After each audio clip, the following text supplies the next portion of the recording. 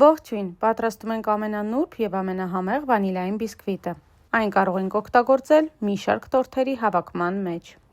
Պատրաստման համար մեզ պետք կգա ձու, բուսայուղ, ալյուր, կաթ, շաքարավազ և փխրեցուցիչ։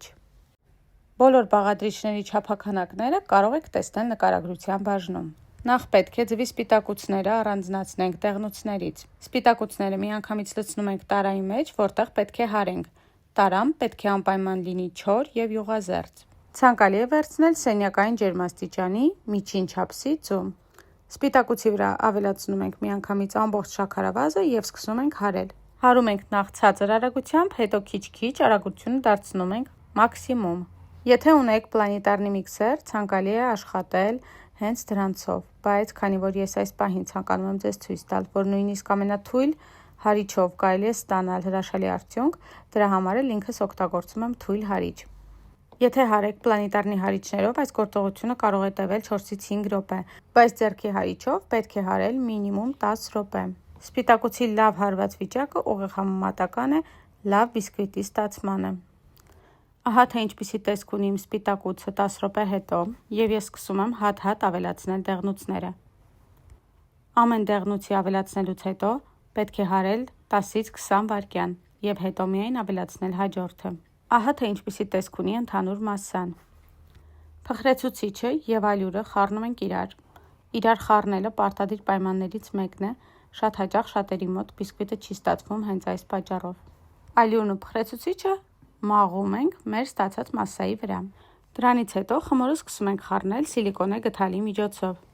Աշխատեք, որպեսզի խառնման ուղղությունը միշտ լինի նույնը։ Ի դեպ, ալյուրի միանգամից ամբողջությամբ ավելացնելը ևս մտնում է պարտադիր կանոնների մեջ, քանի որ եթե դուք ալյուրը մաղեք քիչ-քիչ, կստացվի, որ խառնելու պրոցեսը դրանով ավտոմատ կերկարացվի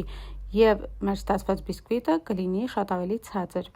Ահա թե ինչպիսի մասսա պետք է ստացվի։ Կարելի է հենց այսպես ուղարկել նախօրոք տաքացված ջեռոցը և թխել 160 աստիճան ջերմաստիճանի տակ։ Բայց ես այս էտապում ավելացնում եմ 3 ճաշի գդալ բուսայուղ, 3 ճաշի գդալ կաթ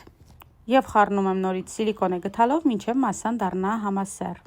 Այսպես բիսկվիտը շատ ավելի նուրբ և փափուկ է ստացվում, քիչ է փշրվում և ի տարբերություն դասական բիսկվիտի, այն կարելի է ուղղակի ուտել առանց չորության զգացում ունենալու։ Բացի դրանից, տորթերի մեջ օգտագործելու դեպքում այս բիսկվիտը կարելի է մի փոքր ավելի քիչ թրջել, քանի որ այն իր մեջ կունենա որոշակի խոնավություն։ Ինչպես տեսնում եք, բուսայուղը և կաթը արդեն ամբողջությամբ խառնվել են մասսային, և մեզ մնում է միայն պատրաստել սինին, որի մեջ պետք է թխվի մեր բիսկվիտը։ Դրա համար ես օգտագործում եմ ֆորմաներ, որոնք կարող են բացվել 16-ից մինչև 30 սանտիմետր։ Դրանց ներքևի հատվածը պետք է փակվի ֆոլգայով։ Այս պահին ես ընտրում եմ 20 սանտիմետր տրամագիծ և ֆոլգան ամրացնում եմ այնպես, ինչպես ցուցադրված է վիդեոհոլովակում։ Դա արվում է նրա համար, որպեսզի խմորը մեջից դուրս չգա։ Այսպիսով ֆորման արդեն պատրաստ է օգտագործման համար, և բիսկվիտի խմորը տեղափոխում եմ ֆորմայի մեջ։ Պետք է թխել 160 աստիճանով նախօրոք տաքացված ջեռոցում 25-ից 30 րոպե։ Առաջին 20 րոպեն չի կարելի բացել վառարանի դուռը, դրանից հետո արդեն կարող եք բացել և փայտիկների օգնությամբ ստուգել բիսկվիտի եփվածությունը։ Այս բիսկվիտը կարող է ստացվել նույնիսկ մարդկանց մոտ, ովքեր առաջին անգամ են պատրաստում բիսկվիտ։ Ջեռոցից հետո թողնում ենք, որ այն ամբողջությամբ սառի և դանակով անցնում ենք ֆորմայի կողքերի հատվածներով ու բիսկվիտը հեռացնում ենք ֆորմայից։ Տեսեք, թե ինչ նուրբ ու սիրուն բիսկվիտ է ստացվել։ Այս բաղադրատոմսով կարող եք պատրաստել նաև 18 սանտիմետր ֆորմայի մեջ։ Այդ դեպքում բիսկվիտը կլինի ավելի բարձր և այն կարող ենք բաժանել 4 մասի։ Այս պահին բիսկվիտը կարող ենք բաժանել միայն 3 մասի։ Բաժանորդագրվեք իմ ալիքին և մեկնաբանություններում գրեք, թե ինչ թեմայի մասին կցանկանայիք վիդեոհոլովակ տեսնել։